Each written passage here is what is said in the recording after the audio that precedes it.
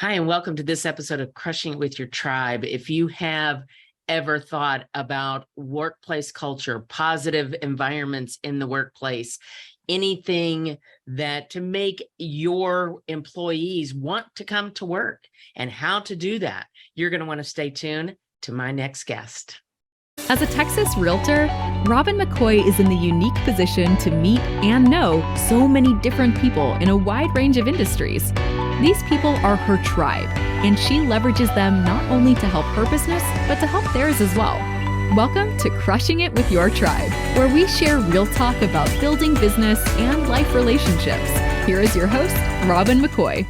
Hey, everybody, it's Robin McCoy with Crushing It with Your Tribe, and I am so excited to have Mary Ceccanese on my show today. I am honored to share the 2019 Top 10 Businesswomen of ABWA class with Mary.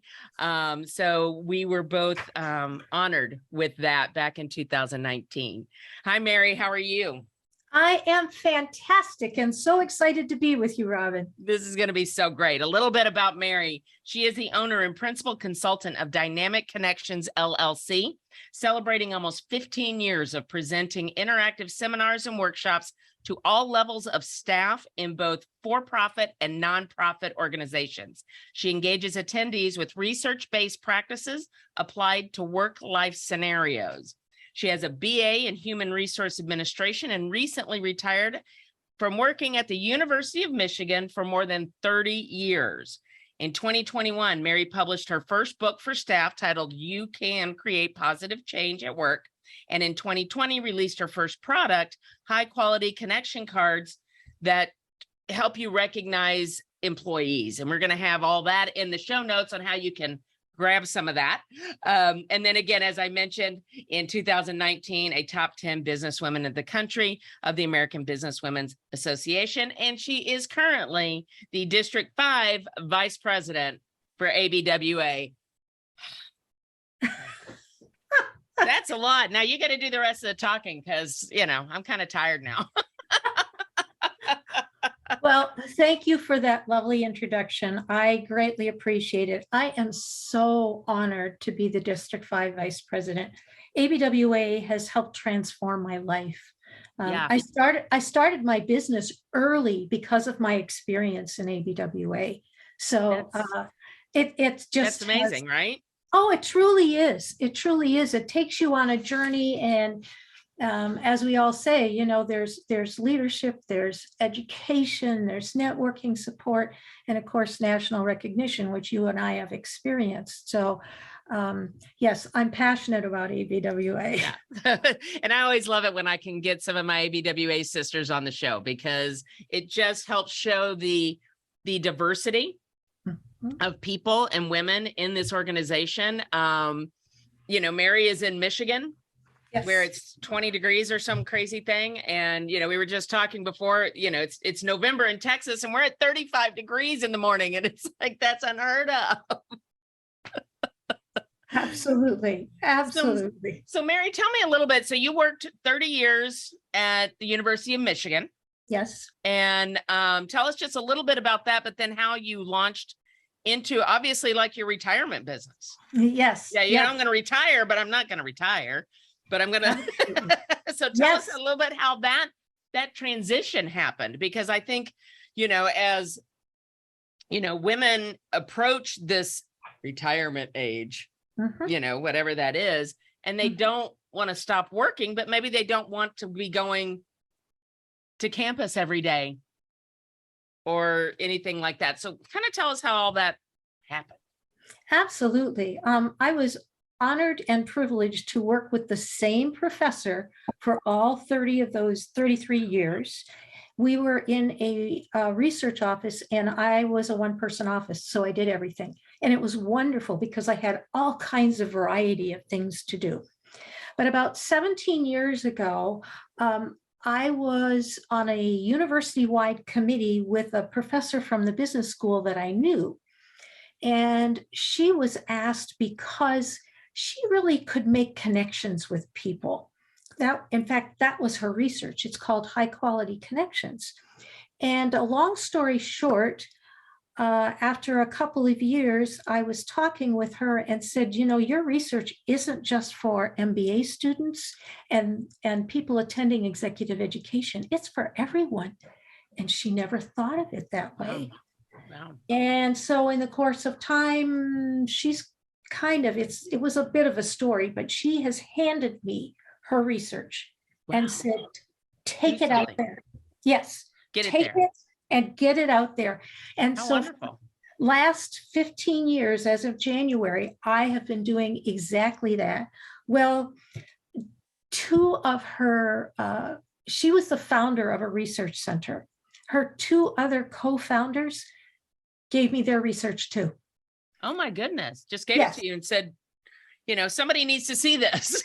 Exactly, exactly. And so when my co-author Kim Barker and I published our book, it's considered on one hand an academic book because we have all of the research in there, but it's a down-home book that anybody can read because it's filled with all these stories, stories of what happens in the workplace.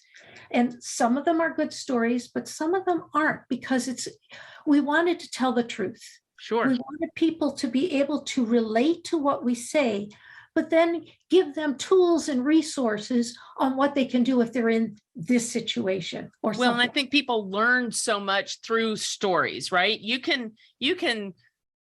cite facts or here's what you should do, or, you know, but when you tell a story, all of a sudden people say, ooh, that's very similar to this situation. And I think women are amazing storytellers. We educate and we share through stories very well. Absolutely. And I think that's why that works. So if it's all right with you, I'm going to share a story with you. Sure. One of the topics that I speak on, besides high quality connections, is through research I found with one of these other professors, Kim Cameron, and it's on gratitude. It's one of my favorite topics, and it's one of the top 2 presentations I get asked to do the most. So the story is this. My mom had Alzheimer's for 11 years, which is pretty unusual, okay? We were blessed with the fact that it was very slow progression, okay? So after we had her officially diagnosed, she was able to stay in her home for about 9 months. But when she was telling me that she forgot to turn the stove off, that was the end point for me. I was like, nope, we're moving her out right away. And her doctor recommended this wonderful place that was in her little town of 8,000 people, but they did wonderful work. Well, my mom lived there for 10 years. They loved her, they adored her, and they couldn't do enough for her. And each year, as the decline increased, when I would give gratitude presentations, that would fire me up to be able to handle the changes that she was going through. Like, first we would go out to eat and she would pick what she wanted. And then it was, you know, after a couple of years, it was too confusing to her to look at a menu. So she just said, pick something. Well, I picked something I knew she would eat. Sure. But then it got to the point that it was too hard for her to get in the car. She was scared to even get in the car. So each of these steps was very hard to deal with. But because I was filled with gratitude all the time and giving these presentations, I looked at the fun part. Yeah. So one of the parts that was fun was the fact that until 3 months before my mom died, she could still beat me at Yahtzee. Alzheimer's be damned. Absolutely. I can play Yahtzee. Who can do that? I'm like, oh my word. Another That's thing funny. was when we were able to go out, she loved going to the casino. And so I took her to the casino, and on the way we were talking, and she said, your dad never took me out dancing very much. And I'm like, Mom, you and Dad went dancing 2 and 3 times a week before you got married. And she looked at me and she goes, how do you know? You weren't there.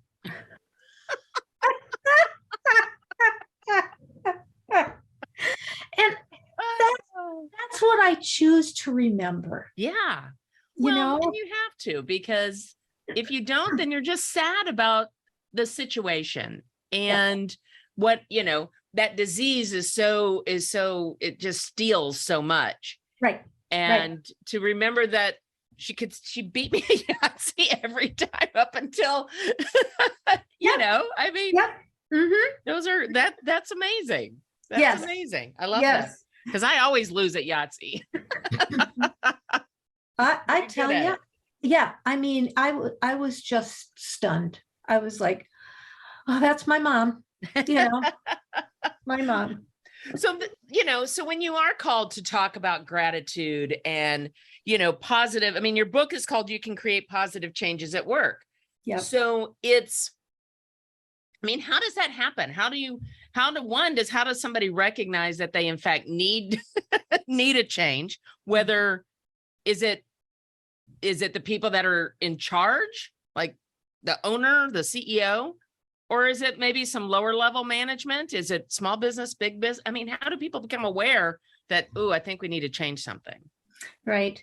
Quite often, if you ask what we refer to as frontline staff, and we're not talking just people who work in the health industry. We're talking any office, any company.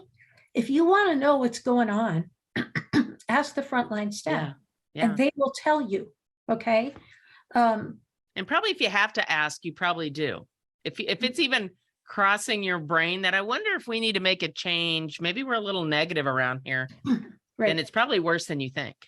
Yes, because there are some managers who are aware, but they're a small percentage.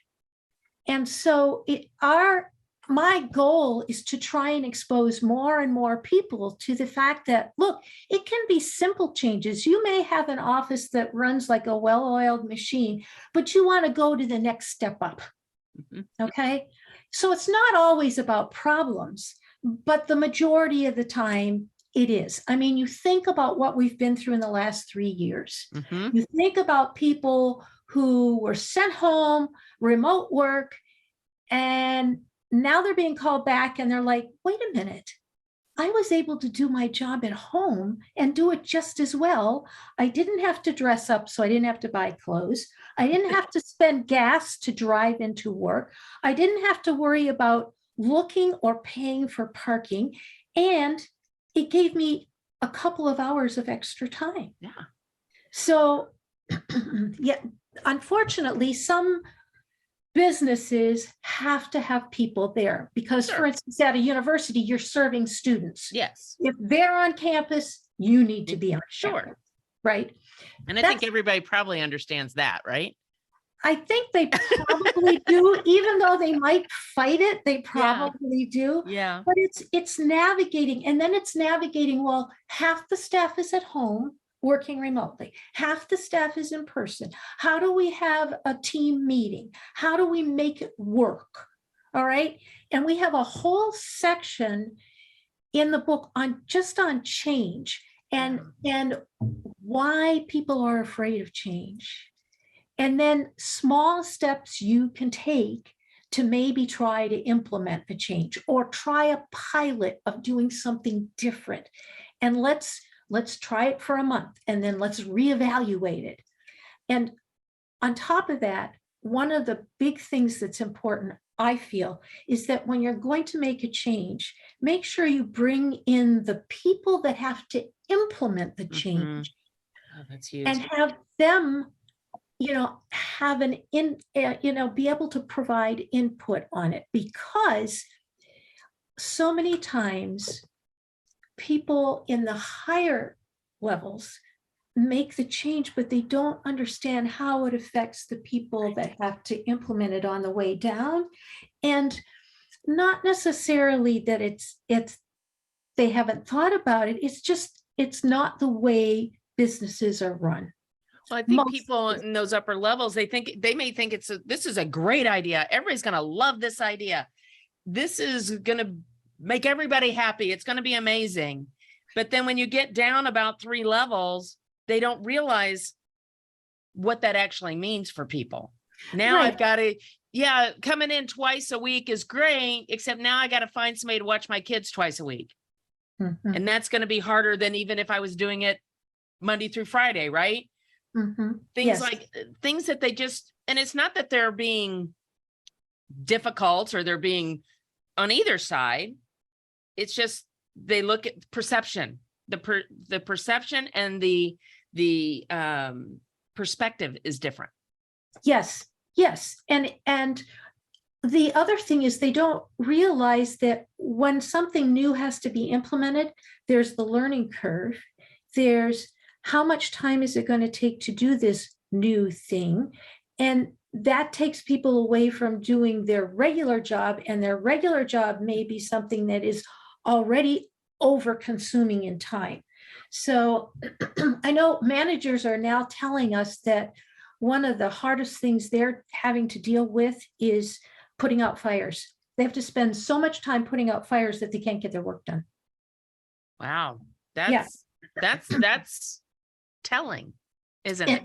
It's very, very telling. And the workforce has shrunk. Yeah. But the workload hasn't. So somebody's got to deal with it. I want to share with you another story. It's kind of an adaptation of what's in the book because it really reflects something that I am really passionate about. It's called The Tire Story. Okay. And this manager was on her way to work one day and hit a pothole and got a flat tire.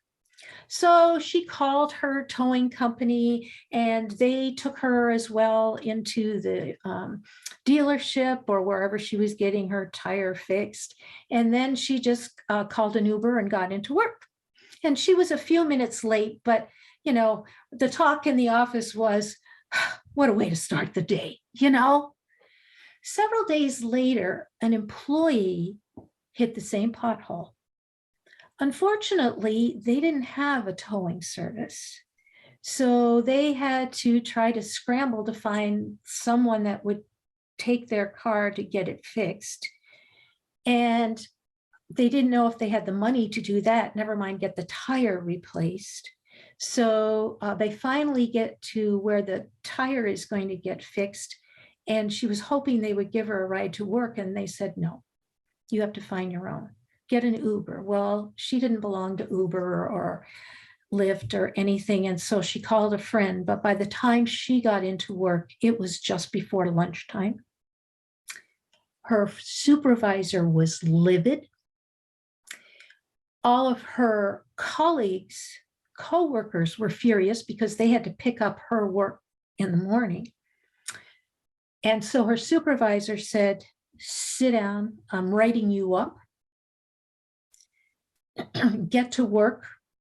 All of your colleagues are now going to go to lunch. And she could hear her stomach growling and didn't know when she was going to get to eat. Never mind if it meant she had to stay late and pay extra for daycare, and if there was going to be a late charge for that. I mean, that tells you such a different perspective of something that happens. Now, the good news is that it was a small enough company that the owner got wind of this, and he did set up an emergency fund for staff. So that was the good news about the thing, you know, because it is so needed, especially when you think about the frontline workers are usually the people that are paid the least. Sure. They're the ones that are facing your customer base. Mm-hmm. They're the ones that are, you know, doing the pieces that hold the whole thing together. Yep. Right. Yep. You think and they are paid the least. Right. You think of a receptionist, you think of a barista, you think of the person who checks you in when you go for a doctor appointment. Unfortunately, it's not just them. It's the next level up Yeah. that still are struggling. And sometimes the level above that, that are all, they're being sandwiched between the employees and the upper echelon and what is going on. So the whole point of what I do and what's in the book is about how to navigate those types of situations. And we provide all kinds of resources of things that people can do. Like, for instance, if somebody says, yeah, how can I be grateful when this is happening and that's happening, blah, blah, blah, blah, blah. And we tell them, okay, so we want you to try an experiment. For one night before you go to sleep, or excuse me, for 1 week, every night before you go to sleep, think about 3 positive things that happened that day. Now, we're not talking you got a promotion or whatever. Right. I mean, one time I wrote in my gratitude journal, I was grateful I got 4 green lights in a row on the way home on a January night when I knew my husband had made homemade chicken soup, and that meant I could get home quicker to get it. I was thinking yesterday I went like all these places and I just whipped through green lights. I'm like, I am so grateful for all the green lights. Yeah. So it doesn't have to be a lot. But what happens is the body relaxes when you're thinking about this. Okay. Studies have been done that the heart rhythms of relaxation are not as good as appreciation or gratitude. Interesting. So when you're grateful, you're even helping your heart rhythms. And the researcher, Professor Seligman, who came up with this, he said, you do that for 1 week, you won't want to stop. Because you just wake up feeling better because And you're not anxious in your chest. you're not thinking about the meetings you had that day, or what went wrong that day, or what's going to happen the next day. You're just thinking about, what am I grateful for? Why am I grateful? Yeah. How did this affect me? So those are the types of things. They're small changes that can be made that can make a world of difference. Professor, it's like going small to go big. Yeah. Right. Yeah. I'm going to go small, and I'm going to be grateful I hit the green lights, and I'm going to be grateful my husband made chicken noodle soup. And then I feel better. I get home and I'm in a better mood. Yeah. My husband and I are enjoying the chicken soup. I'm not crabby because it's a January in Michigan and I sat at every single light on the way home. Yeah. So small little things to go real big in everything else. Is this the year that you're going to stop paying rent? Is this the year that you're going to finally purchase your own home? But where do you start? How do you get your questions answered? Well, I'm Robin McCoy, and I'm a Texas realtor with Keller Williams. Relax, I got this. I have a home buyers masterclass the first Saturday of every month, and it's free to you, and it's all online. Just text the word masterclass to 214-226-3770, and we'll get you registered and on the path to home ownership. So small little things to go real big in everything else. Exactly. Professor Kim Cameron, who I mentioned before, he's the one that introduced me to gratitude, forgiveness, and compassion in the workplace. And he talks about change this way. He says, if a plane took off from Detroit and went around the world, but was only off by 1 degree, they would land in either about Atlanta or north of Toronto. Way off course. Yeah. 1 degree. 1 degree of change. We're not talking about, changing everything. We're just talking about try 1 degree of change and see if it makes things better. And habit stack that, right? So now I'm doing 3 things I'm grateful for every night. So then maybe I wake up and I spend and say 3 things I'm grateful I get to do today. And now, and we habit stack those things. Yep. And there's not enough room for the negativity. No. There's No. not enough room for when that person that is in the next office and they bother, they're annoying to you, they become less annoying. It's so much easier to deal with the things that happen every day. Professor Barbara Frederickson, who's at the University of North Carolina, Chapel Hill, talks about the positivity ratio. And she says that it takes a minimum of 3 positive statements for every 1 negative statement to be in what she calls a flourishing dynamic, and what I call a workplace or a home where you can do your best and be your best. So think about it. How often do we give people 3 to 5 positive statements for every 1 negative? And how often do we receive it? Not that often. And even to ourselves, right? How Yes. often do you give yourself 3 to 5 things that says, oh, my hair looks really good today? Or, Yes. anything versus, oh man, my hair's really curly and big today, or whatever those things may be. Yeah. And we don't do enough of that, not only with ourselves, but to the people in our immediate, just arm's length. You don't Yes. have to change the world, just change your arm's length. The world will take care of itself. Yes. Yes. It's again, micro moments. It's Stephen Covey calls fueling your emotional bank account. Mm-hmm. So that when your boss has to tell you or correct you on something, you look at it as, oh, they care about me. They want to help me, not they just want to put me down. They don't like me. I'm going to get fired. I mean, it just changes the whole mindset. And so that's why I so encourage not just managers, but everyone. You can give positive statements to your coworkers. It doesn't have to be from the top down. Yeah. And it can be from the bottom up. It could be, like I could say to my boss, I could say something like, I wasn't sure about that idea you had, but on reflecting on it, it's phenomenal. It's going to make a big difference if we do that project. Imagine, not only do you feel better, but now, yes. And we talked about your cards about recognizing people, right? So whether you're recognizing the manager who had the great idea and you want to support that idea, or you're the manager that one of your employees had the great idea, and now we're going to recognize that. I mean, we're human beings. We want to be recognized for the work we do. Right. The research by Dacher Keltner at the University of California, Berkeley, he did a study on recognition and appreciation. And when people were recognized for something they did, okay, they were given some award, they were taken out to lunch, they were received some type of bonus, whatever. Productivity went up 23%. Wow, that's a lot. That is not That's bad. a lot. Most organizations would be very happy with that. Yes. But he also studied people who were appreciated. They were valued for just who they were. Productivity went up 43%. Yeah.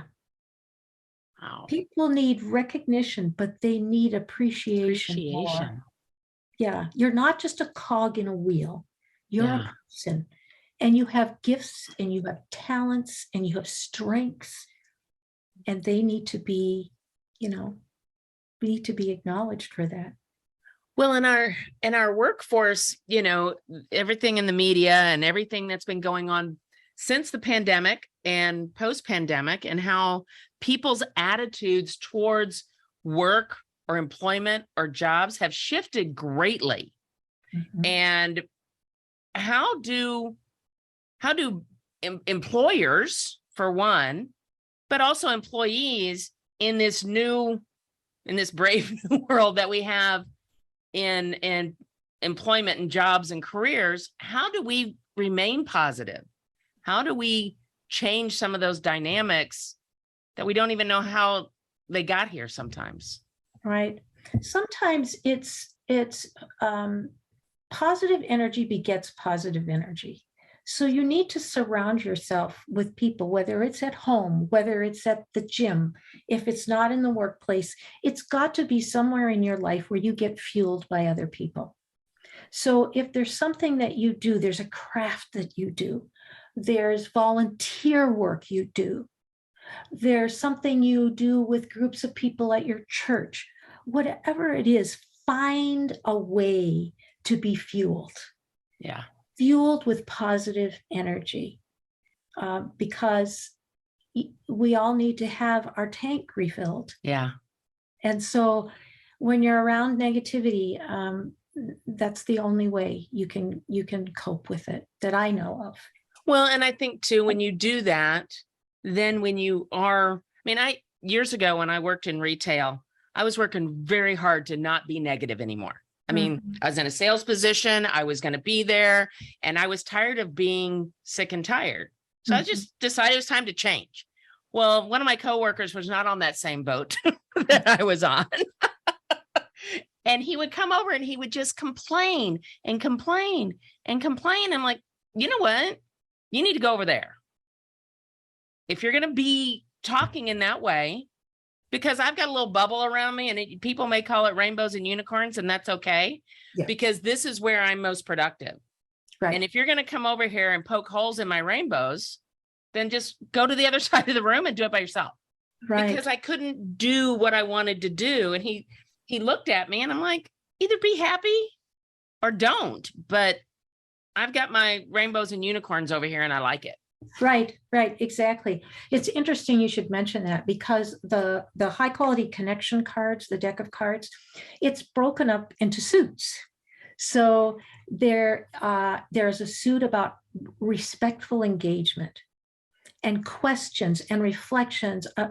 How do we increase respectful engagement in the workplace? Okay. The second one is on task enabling. How do we help someone else succeed? And how do we help them help us succeed? The third one is on building trust, which I feel is the hardest one in the workplace. That's my personal opinion. The fourth one is a pathway that was only added about 9 years ago, and how play in the workplace increases connection. Yeah. When people come together with no intended consequence except to have fun. I mean, on Zoom now, some organizations are having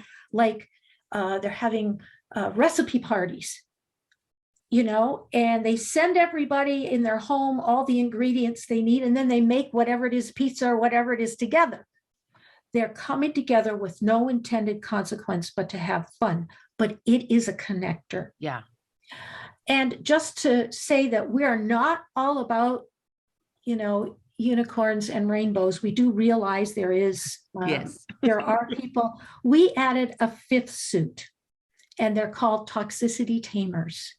What to do when you're faced with toxicity. And again, it's just this is all based on research. Yeah. But the how-tos are, my co-author and I put that together. But the basic premise is all based on research. And it's like, we need to know, especially now, how do we deal with negative Nellie or negative Nathan?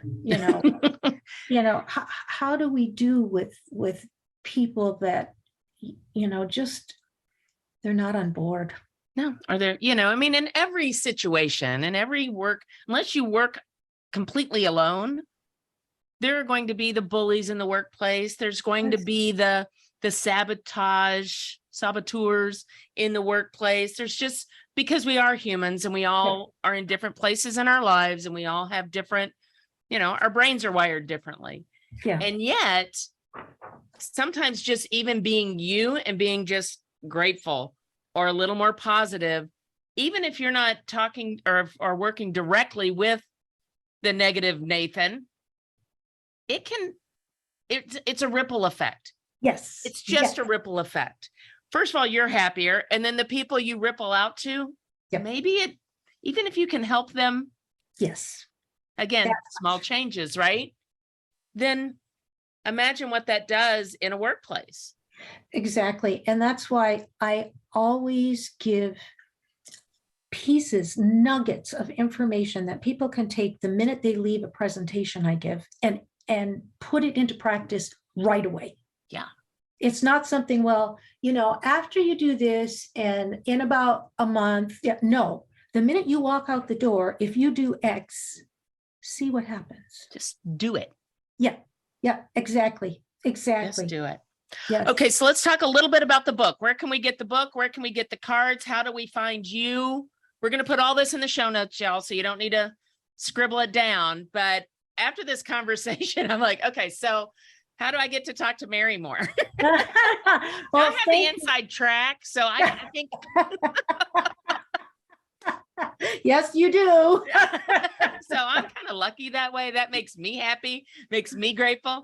But seriously, I want all this information to get out there. We hear so much negativity these days and we're bombarded by it. And I think, like you said, if somebody grabs that book and reads it and shares it with a coworker, or grabs those cards and says, oh, that negative Nathan over there, no offense to anybody named Nathan, negative Nathan out there, I wonder if I try X.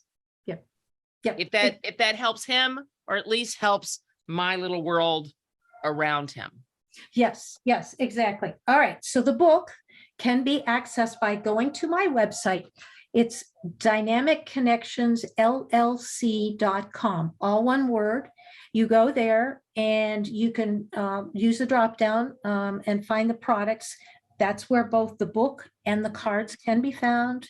And I turn them around usually within 24 to 48 hours. They're out in the mail to you. Awesome. All right. So we talked about a lot of stuff. What is one thing maybe we missed? Is there something that maybe you wanted, any final little gems you want to drop on folks? Oh, let's see. I think just remember some of the things you learned in kindergarten. Be kind. Be kind. Care. There's so much tragedy happening in our world. Sometimes compassion is not shown. Just show a little compassion. Help someone else. Lift someone else up. If somebody would do that, then their world will change. Imagine if everybody did that just with one person, how this world might change. Yes, exactly. Oh, Robin, thank you so much. This was, I'm going to go skipping down my halls of my office right now. Everybody's not even going to know what happened to me. I came in here running behind and I was like, oh my gosh. So now I'm going to go spread the joy, and I can't wait to see you again and hug your neck. Oh, well, I can't wait to see you again too, Robin. And thank you for this opportunity. Oh. I'm so grateful, sincerely. My pleasure. All right, everybody. That is a wrap on Crushing It With Your Tribe with Mary Ceccanese. I'm going to get that name, Ceccanese. Make sure you head over to her website. Again, we're going to have that in the show notes. And when you go out and after you hit the office today or the grocery store, or you go home, think about those grateful moments, smile at somebody and tell them to have a great day. Make them smile. Thank you so much, Mary. And tune in next time. Make sure you subscribe so you don't miss an episode of Crushing It With Your Tribe. Thanks for joining us for Crushing It With Your Tribe with Texas Realtor Robin McCoy. Check out all the show notes for contact information on Robin and her guests, and to access your free resources and information discussed on this episode. Also, don't forget to hit that subscribe button so you never miss a conversation. Thanks again, and we will see you next time on Crushing It With Your Tribe with Robin McCoy.